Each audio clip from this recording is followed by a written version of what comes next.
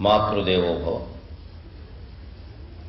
వేదము కంటే ముందుగా వివేకము నేర్పును కన్న తల్లి, వేదము కంటే ముందుగా వివేకము నేర్పును కన్న తల్లి. ఆ వాదము నాకు సర్వసమభావము భవమునందు నిల్పే. వేదము కంటే ముందుగా వివేకము నేర్పును కన్న తల్లి, ఆ వాదము నాకు సర్వసమభావము భవమునందు నిల్పే.